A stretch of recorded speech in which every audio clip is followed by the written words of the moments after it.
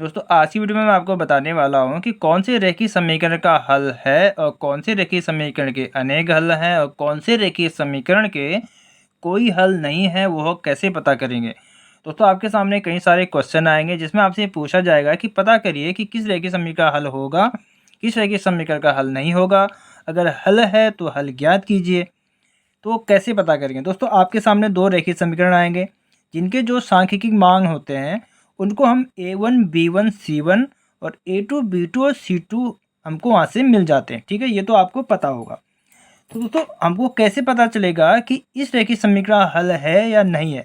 वो कौन से रेखीय समीकरण होते हैं जिनका एक हल होता है, जिनका कोई हल नहीं होता या जिनके अनेक हल होते हैं।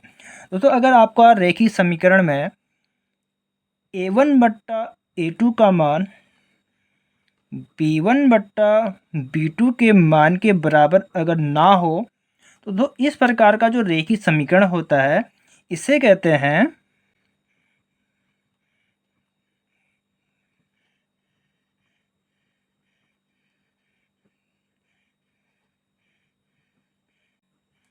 एक बिंदु पर प्रतिच्छेद करती है। यानी कि जब इस प्रकार के रेखीय समीकरण का जब आप ग्राफ बनाएंगे, जैसा कि मैंने आपको पिछली प्रश्नावली में कई सारे क्वेश्चन मैंने आपको ग्राफ विधि से सॉल्व करना बताया था।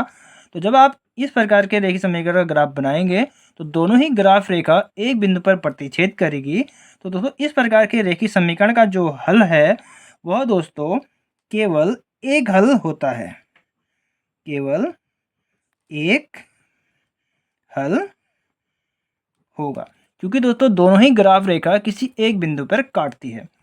इसके अलावा अगर आपका कोई रेखीय समीकरण a1 बट्टा a2 बराबर हो b1 बट्टा b2 के और b1 बट्टा b2 का मान बराबर हो c1 बट्टा c2 के, यानी कि इन सभी का मान जब आपस में बराबर होता है तो इस प्रकार के समीकरण को कहते हैं संपाती रेखाएं।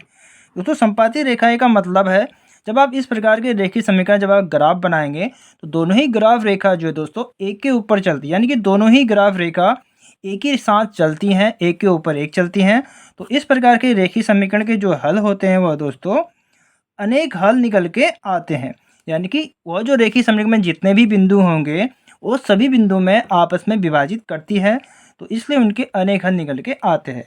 तो किस तीसरा जो है हमारा, यदि आपका रेखीय समीकरण में a1 बट्टा a2 का मान बराबर हो b1 बट्टा b2 के और b1 बट्टा b2 का मान बराबर ना हो c1 बट्टा c2 के, तो इस प्रकार के रेखीय समीकरण को कहते हैं समांतर रेखाएं।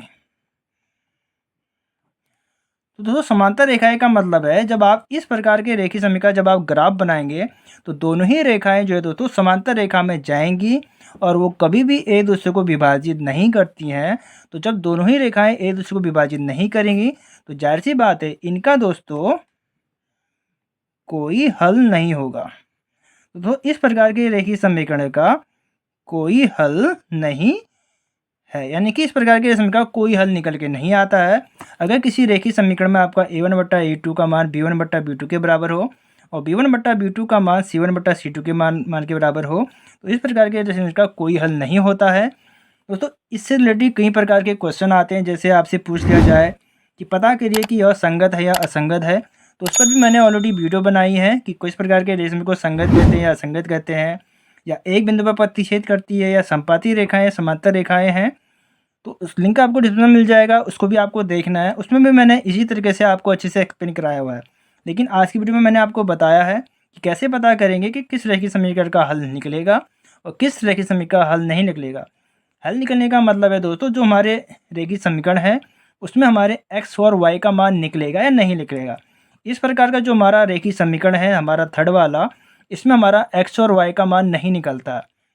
ठीक है, तो दोस्तों आज की वीडियो में आपने अच्छे से समझ लिया होगा कि किस प्रकार के रेखीय समीकरण का हल होता है, किसका नहीं होता है और किसका हल कई सारे निकल के आते हैं।